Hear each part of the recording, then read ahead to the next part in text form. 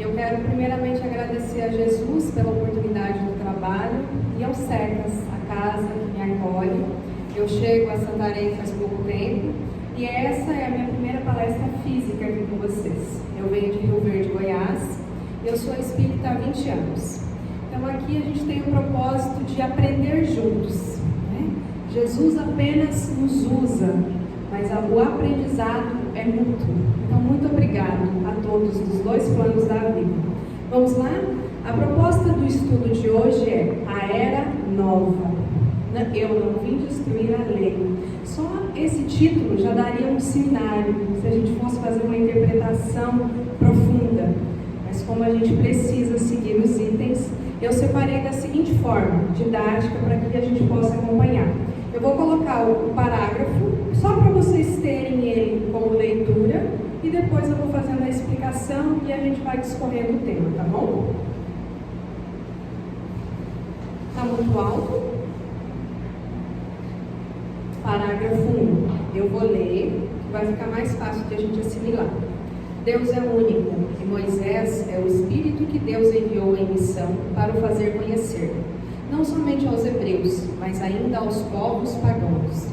O povo hebreu foi um instrumento de que Deus se serviu para fazer sua revelação por Moisés e pelos profetas. E as vicissitudes deste povo eram destinadas a impressionar os olhos e fazer cair o véu que escondia a divindade aos homens. Muito bem, este é o início da nossa leitura, no capítulo 9. E aqui o povo hebreu pode ser chamado de povo hebraico, povo israelita, judeu. Tem vários nomes, várias nomenclaturas. E aqui ele fala que o povo hebreu foi o que Deus se utilizou. Porém, o povo hebreu representa toda a terra. Todos nós como povo, todos nós como filhos de Deus, habitantes deste planeta, em evolução. Porque a gente vai ver no final desse item que quem assina é um espírito israelita. Eu já adianto isso. Se ele é um espírito israelita, ele estava naquele povo, não estava? Então ele estava com Moisés. Se ele estava com Moisés, ele seguiu com Jesus e veio para a doutrina espírita, a terceira revelação. Ou seja, é a evolução do espírito, né? Ele não fala nome. E detalhe, ele é o primeiro espírito a assinar o Evangelho segundo o Espiritismo. Se a gente vai ler e estudar, a gente vê que nenhum item antes deste, os 8 itens antes, não estão assinados. É Kardec que redige os mesmos, mas este item está assinado. Então essa assinatura, e é muito interessante quando a gente vai estudar a doutrina, que a gente se detenha. Quem assina? Quem está citado? Quem é? Porque a gente consegue ter um aprendizado muito profundo nisso. Então assim, quando eu li o item, estudei, o que me chamou a atenção foi isso. Um espírito israelita, e no final ele fala que o povo hebreu ou israelita é quem Deus utilizou e é quem vem caminhando. Indo para frente, no parágrafo 2 fala assim: os mandamentos de Deus dados por Moisés trazem o germe da mais ampla moral cristã. Os comentários da Bíblia limitavam-se o sentido, porque postos em prática em toda a sua pureza, ela não teria sido então compreendida. Mas os 10 mandamentos de Deus não ficaram menos como um frontispício brilhante, como um farol que deveria iluminar a humanidade no caminho que ela tinha a percorrer. O que isso quer dizer? Que Moisés trouxe o germe, a semente. Os profetas vieram antes de Moisés e ele colocou a semente. Quando a gente tem uma grande árvore, ela vem da onde? Da semente. Então Moisés tinha esse principal papel, colocar a semente naquele povo e deixar que aquele povo fosse conhecendo Deus aos poucos, fosse caminhando aos poucos, para que aos poucos ele fosse desenvolvendo, através dos acontecimentos, a fé e aquilo que era necessário. A gente vai dar uma apuradinha na questão dos parágrafos, para que a gente tenha um tempinho maior depois de fala, tá bom? A moral ensinada por Moisés era apropriada ao estado de adiantamento no qual se encontraram os povos que ela foi chamada a regenerar. E esses povos semi-selvagens quanto ao aperfeiçoamento de sua alma, não teriam compreendido que se pode adorar a Deus de outro modo que pelos holocaustos, nem que se precisasse perdoar a um inimigo. Sua inteligência notável do ponto de vista da matéria e mesmo sobre das artes e das ciências era muito atrasada em moralidade, e não se teriam convertido sob o império de uma religião inteiramente espiritual. Era-lhe preciso uma representação semimaterial, tal qual lhe oferecia então a religião hebraica. Assim, os holocaustos falavam aos seus sentidos, enquanto que a lei de Deus falava ao seu espírito. Aqui a gente vê duas asas, uma ainda em desenvolvimento. O povo tinha a asa da materialidade, da ciência, da arte, mas não tinha outra asa que era da moral. Porque o que isso quer dizer? Quando o espírito ele está em evolução, ele precisa de duas asas para se equilibrar. A asa da inteligência, a asa do material, da ciência, das artes, que são formas de evolução para chegar a Deus, e a asa da moral. Sem uma dessas asas, não há um equilíbrio no espírito para que ele chegue até Deus. Por isso que a gente vê muita gente riquíssima do ponto de vista material, que faz às vezes coisas grandiosas na terra, mas paupérrimas do ponto de vista moral. Então Moisés não poderia trazer como a doutrina veio, tão esmiuçado. Ele tinha que trazer de uma forma mais materialista, que eles pudessem pegar. É como uma criança. Quando a gente tem crianças no jardim de infância, a gente ensina ela pelos 5 sentidos, né? O tato, o paladar, o cheiro. É assim que a gente vai informando o aprendizado de uma criança. E a gente pega aquilo que ela já tem e inclui mais um pouquinho a cada dia. Assim era o povo hebreu. Era, porque nós já estamos na terceira revelação. Éramos. A gente precisa se incluir. Porque se a gente está aqui agora da doutrina, de onde a gente veio? Né? Nós, como espíritas, como reencarnacionistas, nós temos que ampliar o nosso olhar. De onde a gente veio? O nosso aprendizado foi construído aonde? Aqui. Aqui. E a gente precisava daquela religião hebraica, né, com o holocausto, com algo mais palpável. Mas Moisés, como no parágrafo anterior, já vinha colocar o germe do Deus único. Porém, as leis de Moisés, todas são com não matar, não pecar, não fazer. Por quê? Quando a criança é muito pequena, o que ela mais escuta? Não. Para que ela grave o que não é para fazer. Para que depois, quando ela vai ter um período de transição, 7 anos em diante, ela já comece a ter consciência de que isso aqui não é legal fazer, pode fazer isso. Ela já consegue distinguir, mas naquele momento o povo ainda engatinhava como uma criança. E como Deus é misericordioso, Ele ensinou tal como a gente estava naquele período de evolução nossa. Aí a pergunta que fica assim: a gente ama as crianças, não é? Olha o tanto que Deus nos amou.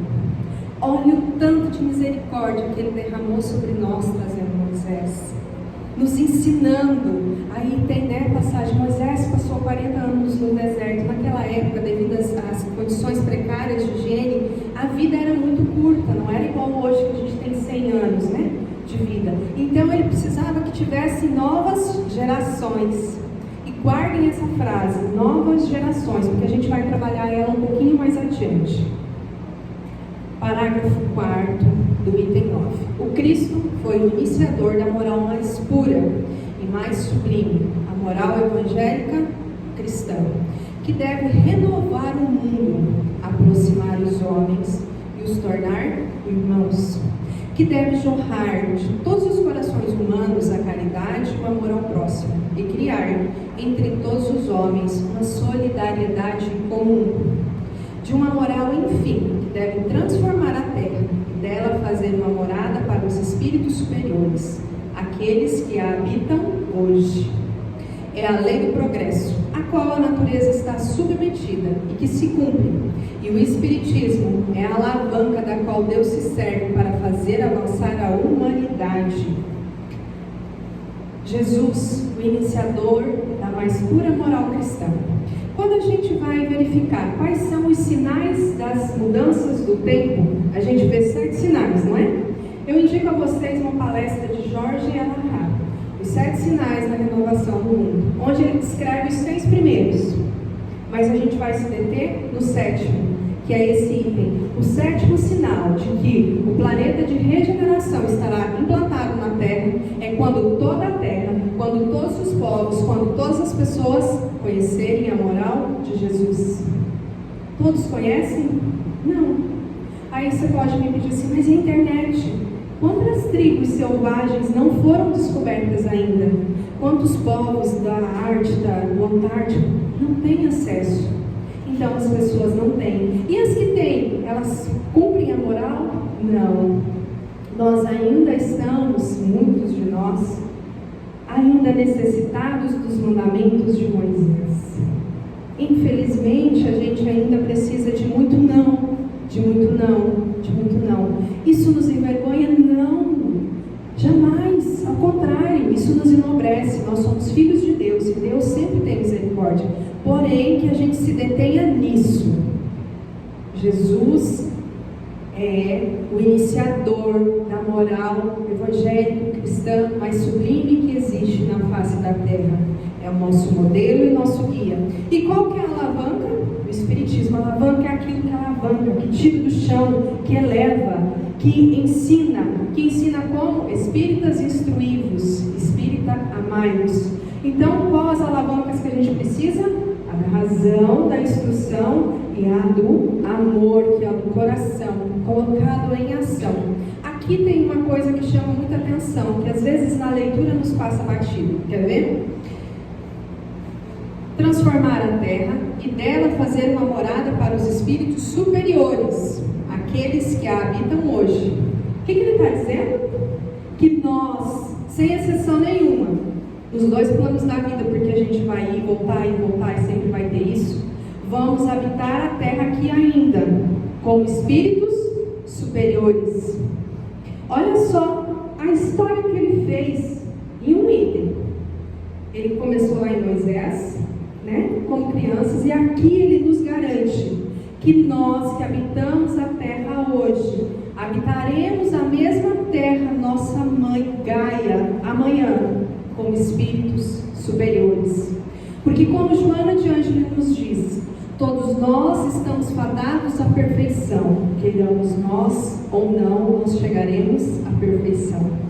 E graças a Deus e à misericórdia divina, Ele nos trouxe o Espiritismo e cá estamos, caminhando ainda, engateando, mas cá estamos, nos esforçando a cada dia para que a humanidade avance. Mas a gente vai descobrir mais adiante como que essa humanidade avança. São chegados os tempos em que as ideias morais devem se desenvolver para cumprir os progressos que estão nos desígnios de Deus. Elas devem seguir o mesmo caminho que as ideias de liberdade percorreram e que delas eram precursoras. Mas não é preciso crer que esse desenvolvimento se fará sem lutas. Não, elas têm necessidades para atingir a maturidade de abalos e de discussões, a fim de que atraiam a atenção, a beleza e a santidade da moral, que impressionarão os espíritos, e eles se interessarão por uma ciência que lhes dá a chave da vida futura e lhes abre as portas da felicidade eterna. Foi Moisés quem abriu o caminho, Jesus continua a obra, e o Espiritismo arrematará. Virão lutas, ele fala. Quais lutas ele se refere? As lutas, primeiramente, internas. As lutas, em segundo lugar, dentro do seio da nossa família. Eu não sei vocês, mas eu creio que alguns espíritas já tiveram lutas e dissensões por sermos espíritas. E para que se implante essa moral nova, não é necessária a nossa fala, mas é necessário, sim, o nosso exemplo como cristão, como espírita cristão. Porque ali ele fala, e isso chama muita atenção, que os espíritos se impressionarão pela santidade da moral. Ou seja, por mais que eu não acredito, olha só o que está sendo construído de obra, olha quanta gente está sendo ajudada, olha como essa pessoa que é minha parente, mesmo que ele discorde, mudou, alterou. O que será que tem de legal? Aí eles vão ficar com a gente? Não, eles vão ficar com a moral de Cristo. É a santidade da moral cristã. E isso é o que precisa ser feito, né? É o exemplo da ação. Indo aqui para frente, como eu já falei do espírito israelita, só para fixar o item 9, as 3 revelações: Moisés, Jesus, Espiritismo. A Caminho da Luz diz o seguinte: começava a era definitiva da maioridade espiritual da humanidade terrestre, de vez que Jesus, com sua exemplificação divina, entregaria o código da fraternidade e do amor a todos os corações. Iniciava a era da maioridade espiritual, ou seja, nós já deixamos de ser crianças, passamos pela juventude, agora a gente está na nossa maioridade espiritual. Estamos todos na maioridade? Não. Mas cada um de nós está no seu grau de evolução que lhe compete, conforme o seu esforço evolutivo até o momento. Terminado o item 9, vamos ao item 10. Item 10, primeiro parágrafo. Um dia Deus, na sua caridade inesgotável, permitiu ao homem ver a verdade, dissipar as trevas. Esse dia foi o advento do Cristo. Depois da luz viva, as trevas voltaram. O mundo, depois das alternativas de verdade e de obscuridade, se perdeu de novo. Então, à semelhança dos profetas do Antigo Testamento, os Espíritos se põem a falar e a vos advertir. O mundo está abalado em suas bases. O raio estourará. Sede firmes. Primeiro, Moisés, uma personalidade. Segundo, Jesus, né? Jesus, o nosso mestre, governador espiritual da terra, criador do nosso mundo, um exemplo a ser seguido. Depois, os espíritos, não é uma personalidade, mas sim a voz dos espíritos que falam, né? Olha só como Deus confiou em nós na fé. Ele primeiro deu Moisés, material, para a gente pegar, para ter o holocausto, para sofrer. Depois veio Jesus e acrescentou: amai a Deus sobre todas as coisas, ao próximo como a si mesmo, e amai os vossos inimigos. Porque enquanto nós estávamos com Moisés, a gente não conseguia amar os nossos inimigos. Jesus acrescentou isso: amai os vossos inimigos. Aí vem os espíritos, que nós não estamos vendo, mas que nós temos na nossa consciência, junto com as leis, a certeza que a gente veio da casa do Pai, que a gente está aqui no período de aprendizado. Então, é a fé. Olha como Deus acredita em nós, para que a gente não apenas creia, mas que a gente saiba de que sim, o raio estourará, mas que a gente precisa ser firmes. Ser firmes não é ser brutos, é ser firmes no sentido de termos a fé sólida no nosso coração, com amor e em ação. Item 7. O Espiritismo é de ordem divina, uma vez que repousa sobre as próprias leis da natureza. E crede que tudo que é de ordem divina tem um objetivo grande e útil. Vosso mundo se perdia, a ciência desenvolvida às expensas do que é de ordem moral, em tudo vos conduzindo ao bem-estar material. Revertia em proveito do espírito das trevas. Vós o sabeis, cristãos. O coração e o amor devem caminhar unidos à ciência. O reino do Cristo, após 18 séculos, e apesar do sangue de tantos mártires, ainda não chegou. Cristãos, retornai ao Mestre que quer vos salvar. Tudo é fácil àquele que crê e ama. O amor enche de alegria inefável. Sim, meus filhos. O mundo está abalado. Os bons espíritos vos dizem bastante. Curvai-vos sobre o sopro percursor da tempestade, a fim de não serdes derrubados. Quer dizer, preparai-vos e não vos assemelhais às virgens estouvadas que foram apanhadas de surpresas à chegada do esposo. 2 pontos nos chamam a atenção aqui. Mas lá para o final, quando ele fala do sopro percursor da tempestade. Quando uma tempestade vem, ela abala, não abala? Ela traz o medo, ela traz a fúria, ela traz os ventos, muitas vezes ela traz a destruição. Mas depois da tempestade, por mais que tenha casas destelhadas e tudo, o ar não fica mais leve? Não fica mais puro? Quando vem uma chuva muito torrencial, não dá a impressão que lava a cidade, que lava os miasmas espirituais? É isso que ele quer dizer, que apesar da tempestade, muitas coisas serão revistas ressurgirão, serão limpas a partir do nosso coração para fora. E seguindo, ele fala aqui das virgens estouvadas que foram apanhadas de surpresa. Ou seja, ele nos aconselha que quando chegar a hora da regeneração, que nós possamos já ter dentro do nosso coração a fé edificada. Porque a gente já foi avisado, as virgens na parábola sabiam que o noivo viria. Eram 10, 5 delas se prepararam e 5 não. Ou seja, houve equilíbrio, né? E que a gente possa ter sim, óleo na nossa candeia, o óleo da fé, o óleo da firmeza, o óleo do amor e principalmente, na doutrina espírita, a ferramenta caridade a nosso favor, para que quando chegar o momento do sopro renovador na nossa vida, no nosso coração, quando as tempestades vierem para nós, porque a era nova não começa fora, a era nova começa dentro, é aqui dentro que a era começa. E aqui, lembra que eu falei das crianças antes? A era nova nos dá muitas esperanças, porque a gente teria condições como espírito de aprender tudo o que nós necessitamos numa única encarnação, aprender todas as ciências, aprender todas as religiões, aprender todas as leis da natureza, aprender a amar em plenitude, mesmo aquela pessoa que nos faça mal, a gente amar, como Jesus na cruz falou assim: Pai, perdoa-lhes, eles não sabem o que fazem. E depois, sabendo que Judas havia suicidado, ele chama, em Boa Nova tem isso, um anjo, e fala assim: vamos lá socorrer Judas, que cometeu suicídio na figueira. Para a gente chegar a esse ponto de Jesus, não seria, a razão não compete, não teria como uma encarnação. Por isso a gente precisa a era nova.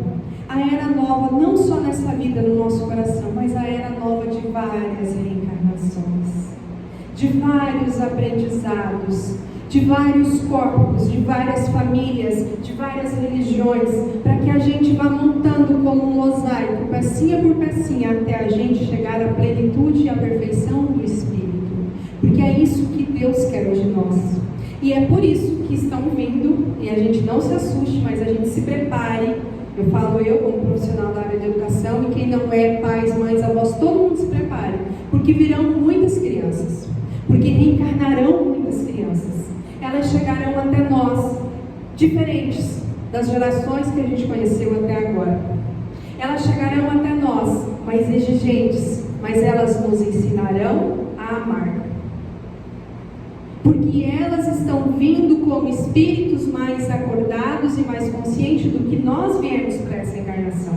Porque elas estão sendo muito preparadas no plano espiritual, para que elas venham na família certa, que vai conseguir dar o suporte do qual elas necessitam, mas que elas também vão conseguir expressar e vão conseguir, muito em tenra idade, fazer com que os pais procurem ajuda espiritual.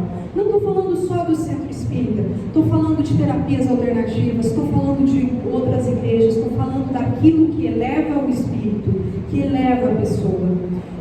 E aqui, para a gente finalizar esse parágrafo, o Espiritismo é de ordem divina porque está na lei da natureza. O Espiritismo é novo? Chegou com Kardec? Não, o Espiritismo sempre teve. Desde os povos, lá da época das cavernas, antes, sempre teve manifestação espiritual. Quando a gente pega aqueles desenhos, eu não sei o nome, tá? Vocês me perdoam, que está lá nas cavernas, já tem. Oi?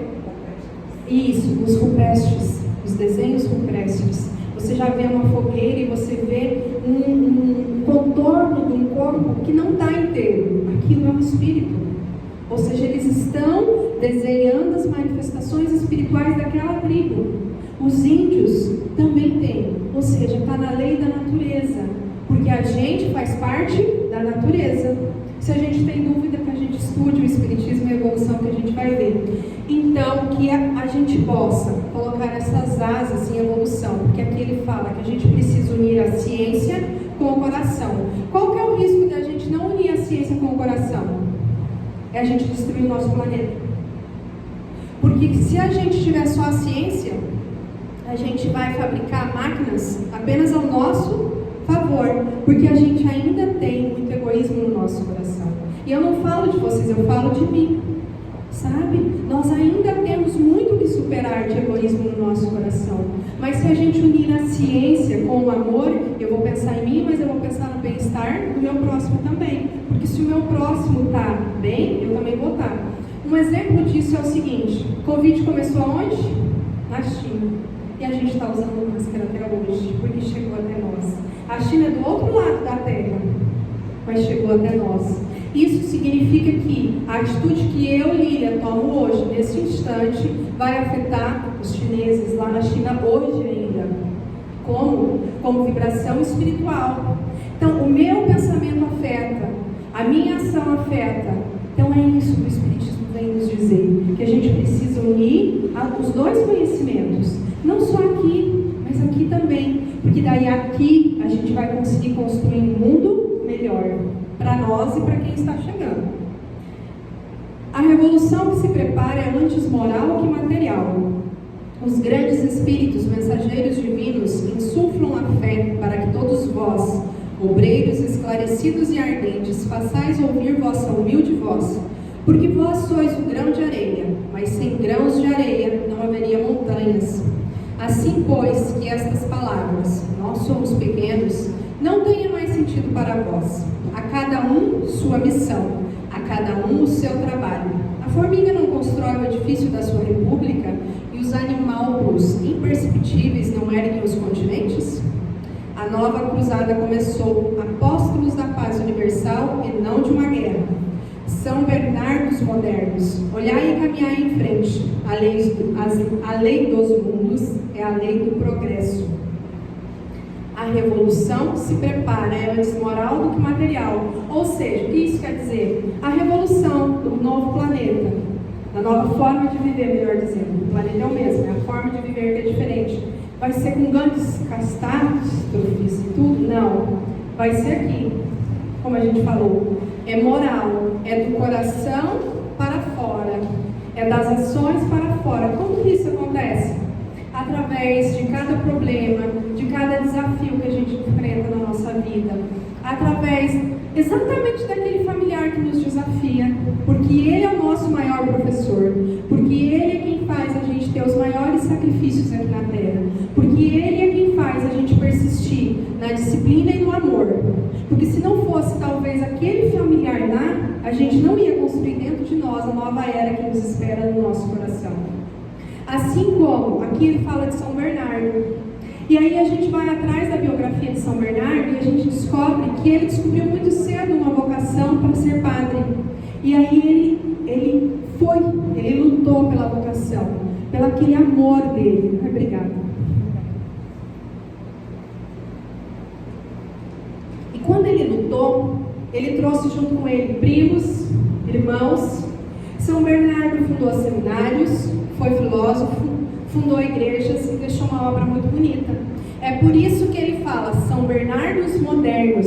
Ele coloca cada um de nós na posição de São Bernardos. E eu convido vocês, que tiverem interesse, em pesquisarem. Quem foi São Bernardo? Deixa eu ver aqui.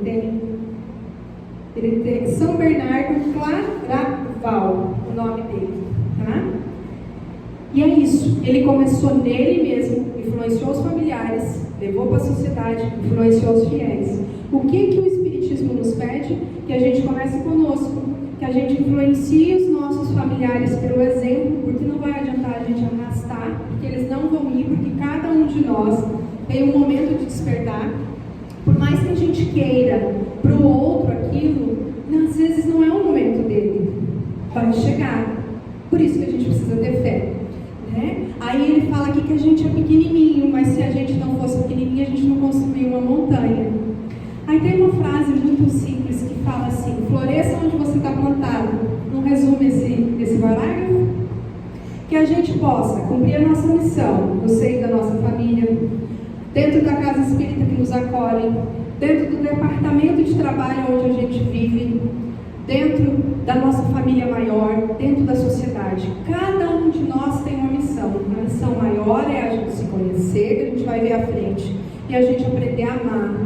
Mas cada um de nós sabe sim das suas missões, Se a gente já tem forças no corpo dos débeis, que a gente tenha a missão de rezar, de amparar alguém, de dar um sorriso. Se a gente ainda é muito jovem, que a gente tenha a missão de obedecer, de aprender, de estudar, de evoluir, e assim por diante. Que a gente possa nos olhar, para a gente estar consciente de qual é a minha missão. E eu não falo aqui da missão da vida toda, eu falo qual é a minha missão hoje, qual é a minha missão amanhã, entende? A gente tomando consciência aos poucos. Eu tenho uma frase que começa a fazer sentido a cada dia que passa, num mural lá em casa: caminhe sem pressa, mas sem pausa. Que a gente caminhe todos os dias, sem parar, sem pressa, prestando atenção no caminho, consciente, mas sem pausa. Porque se eu parar, a tartaruga vai na frente e vai ganhar a corrida, entende? E a maior disputa não é nem com a tartaruga e nem com a lebre, é com a gente mesmo. Porque aqui não é um mundo de competição, aqui é um mundo de evolução. Olha que linda essa imagem. É só para fixar esse item, tá? A lei dos mundos é a lei do progresso. Ou seja, tudo vai mudar. O que prova que tudo vai mudar? A gente nasceu pequenininho, não é? Aí a gente cresceu, ficou criança, ficou adolescente. Tem aqui gente de todas as fases. Ficou adulto, ficou idoso. A gente voltou, aprendeu, voltou de novo. Veja, é lei do progresso. Eu sempre estou progredindo aqui na Terra ou na erraticidade, no plano espiritual. Eu sempre vou estar estudando, eu sempre vou estar andando para frente. Por mais que eu ache que não vou estar andando, nem o espírito retrograda. A gente pode até estacionar por comodismo, mas nenhum de nós para. Indo ao último item da nossa análise da noite, ele é um parágrafo único. Eu vou ler ele para vocês e vou começar a explicar de trás para frente. Santo Agostinho é um dos maiores divulgadores do Espiritismo. Ele se manifesta quase que por toda parte. A razão disso encontramos na vida desse grande filósofo cristão, que pertence a essa rigorosa falange dos pais da Igreja, aos quais a cristandade deve seus mais sólidos alicerces. Como muitos, foi arrancado ao paganismo, dizemos melhor, a impiedade mais profunda pelo esplendor da verdade. Quando, em meio aos seus excessos, sentiu em sua alma essa vibração estranha que o chamava para si e lhe fez compreender que a felicidade estava a lures e não nos prazeres excitantes e fugidos. Quando, enfim, sobre sua estrada de Damasco, ouviu, ele também, a voz santa lhe exclamar: Saulo, Saulo, por que me persegues? Ele exclamou: meu Deus, perdoai-me, eu creio, eu sou cristão. Depois, então, tornou-se um dos mais firmes sustentáculos do Evangelho. Podem-se ler nas confissões notáveis que nos deixou esse eminente espírito as palavras, ao mesmo tempo características e proféticas, que pronunciou depois de ter perdido Santa Mônica. Eu estou persuadido de que minha mãe voltará a me visitar e me dar conselhos, revelando-me o que espera na vida futura. Que ensinamentos essas palavras e que previsão brilhante da futura doutrina. É por isso que hoje, vendo chegada a hora para a divulgação da verdade que ele havia pressentido outrora, se fez dela o ardente propagador, se multiplica, por assim dizer, para responder a todos aqueles que o chamam. De Erasto, discípulo de Paulo. Como prometi, eu vou explicar de trás para frente. Primeiro, quem assina? Erasto.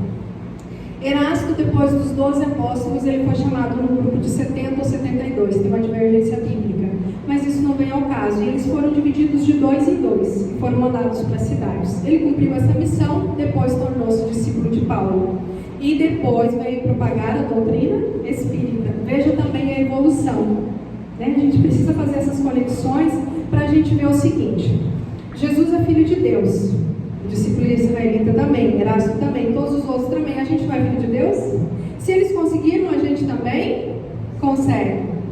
Vamos repetir: se eles conseguiram, a gente também consegue. Entende? Eles chegaram já à era nova. Eles já estão vivendo no coração deles a era plena de amor. Então, se eles chegaram, nós também depois ele cita Paulo de Tarso. Paulo de Tarso, como a gente sabe, foi Saulo, o maior perseguidor dos cristãos. E por que Jesus escolheu Saulo? Porque Saulo era um dos doutores da lei. Ele tinha o quê? A inteligência. Mas ele não tinha ainda o amor. Quando que ele construiu? Depois que ele apredejou Estevão, que era Gesiel, irmão de sua noiva Abigail, sem saber, e ele começou a despertar, e aquilo causou nele remorso, e mesmo assim, ele continuava a perseguir os cristãos, e ele estava indo matar um ancião, Ananias, e Jesus aparece para ele na estrada de Damasco, e pede a Ananias, como a dizer, vamos perdoar o seu inimigo na prática, que cure Saulo quando ele entrar na cidade.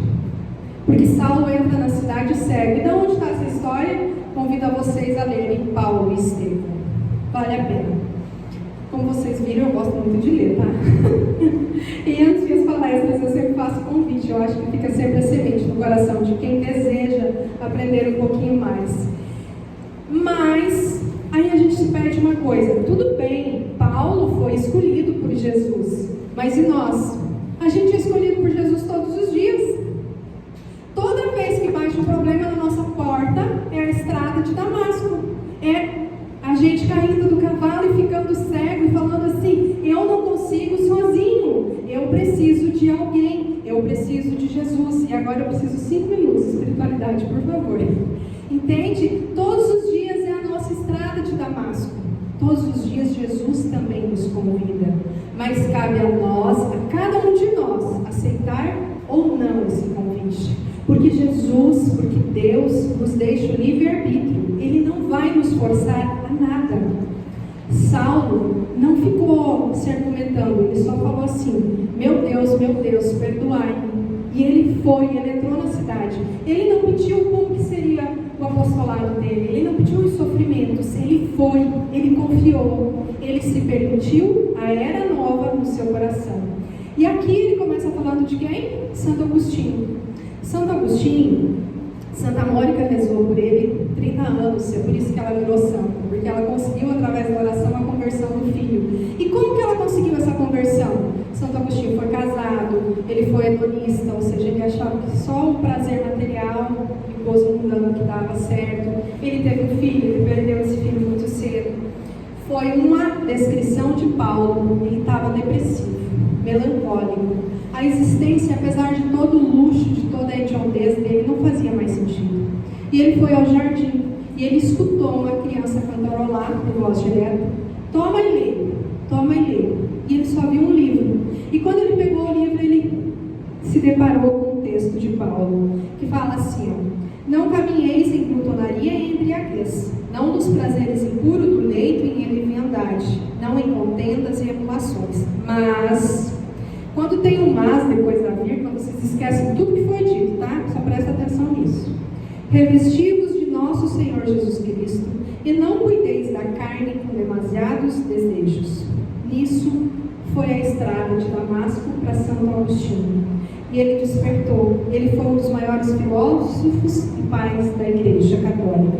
Porém, após o desencarne dele, ele viu a vida real, eterna, e se tornou um dos maiores defensores do Espiritismo. Isso quer dizer o que para nós? Mas então quer dizer que todo mundo quando despertar vai virar espírita? Não, quer dizer que todo mundo quando despertar vai ver que o Espiritismo é real, que a vida continua, e não quer dizer que o Espiritismo vai ser a religião do futuro, mas sim o futuro das religiões. Porque o que a gente aprende no Espiritismo? Lei de amor, justiça e caridade. Lei de amor. A religião do futuro, quando a gente chegar na Era Nova, vai ser o quê? Amor.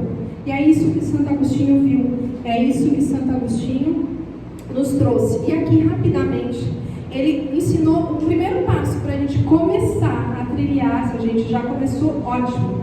Se a gente não começou, que a gente comece a trilhar a Era Nova, que é o autoconhecimento. Questão 919. Todos os dias ao deitar, ele revia os seus dias e vinha se alguém tinha o que queixar dele. Gente, se eu for fazer isso, eu vou entrar em desespero. Eu ainda tenho muita dificuldade nisso aqui. Mas é necessário que de tempos em tempos a gente se lembre, para que a gente possa ver de que se Santo Agostinho conseguiu, eu também consigo. E não é uma revisão do humano, é a revisão de todos os dias. Hoje, eu agi bem? Não agi. Aí o que eu posso fazer? O que eu tenho como ferramenta? A oração. Aí eu posso erguer a oração, como a nossa companheira pediu.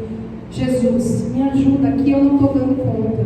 Jesus, me dá a mão. Eu posso ligar para um amigo, eu posso pedir um conselho, sabe? Eu sempre vou ter a quem recorrer, mas principalmente a Jesus e a oração, porque nem sempre a gente vai conseguir fazer tudo bonitinho, e não é isso que Deus nos está pedindo. Ele está pedindo que a gente se esforce, que a gente se olhe e que a gente não nos abandone, sabe? Que a gente possa nos dar a oportunidade de nos amarmos a cada dia, e sim, que a gente peça a ajuda dele, porque afinal de contas, encerrando a nossa fala, Jesus Cristo é o nosso guia excelso. Jesus Cristo. A gente não está aqui sozinho. A era nova não vai chegar sozinha. A era nova foi trazida por Moisés, depois por Jesus, pelo Espiritismo. E quem comanda a nau da terra, quem comanda esse navio? Jesus. Jesus não falou assim: eu não vos deixarei sozinhos, eu ficarei aqui até que a última letra seja cumprida. Então que a gente possa, o dia que a gente não dá conta, Jesus, me dá a mão, Jesus, me ajuda. Isso não é fraqueza, isso é fortaleza de espírito, porque quando a gente é fraco e a gente pede ajuda, a gente tem a humildade no nosso coração, mesmo sem perceber, de falar assim: Jesus, agora me conduz. E Ele conduz, Ele manda alguém. E é nesse momento que a era nova começa no nosso coração. Então que Jesus possa nos auxiliar nas novas eras, na era nova que está no nosso coração. E eu agradeço a Jesus mais uma vez e a vocês pela paciência de me escutarem até aqui. Gratidão, boa noite a todos. Obrigada, Miriam. Vamos elevar os nossos pensamentos a Deus através da gratidão pelo alcance desses dons.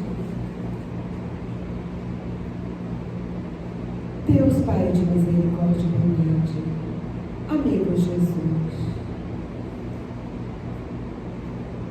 que as reflexões a respeito do tema tratado aqui hoje possam se aprofundar de maneira a que possamos compreender que a regeneração não é algo que ocorre do lado de fora. O processo de regeneração ocorre também dentro de nós, nos nossos pensamentos, sentimentos e procedimentos, em todas as nossas células, órgãos e sistemas, que vão sofrendo abalos, que vão sofrendo ajustes no processo de aprendizado, crescimento e redenção. Que essa nova consciência nos possibilite que nos apresentemos, Jesus, a Ti. Eis-nos aqui, em profundidade, para efetivarmos esse aprendizado, para abençoarmos as lições que nos são confiadas. Lições que às vezes nós nomeamos como pessoas difíceis, dores, saudades, separações, adversidade de modo que se apresentam em nossas vidas para lecionar algo novo, nova conduta, nova compreensão, um novo alento, novo aprendizado, um novo romper de cascas rumo ao crescimento moral e espiritual. Assim, Senhor, nós te rendemos graças por tudo que o Pai permite que nos ocorra e que possamos compreender as lições lecionadas por todos os acontecimentos da vida diária. Muito obrigada, Senhor. nós te pedimos, nesse momento, que todas as famílias aqui representadas percebam da tua misericórdia, que toda a nossa vizinhança, que todos os transeuntes que circulam por essas ruas, que todas as pessoas que adentram nesta casa recebam e percebam do teu alento misericordioso e da grande amorosidade que é expressa em toda a natureza, que tudo é presença do amor que sustenta, amor que ampara, amor que eleva, que consola, que alegra, até amor que sente saudade, amor que cura e que realiza, porque é o maior amor do mundo.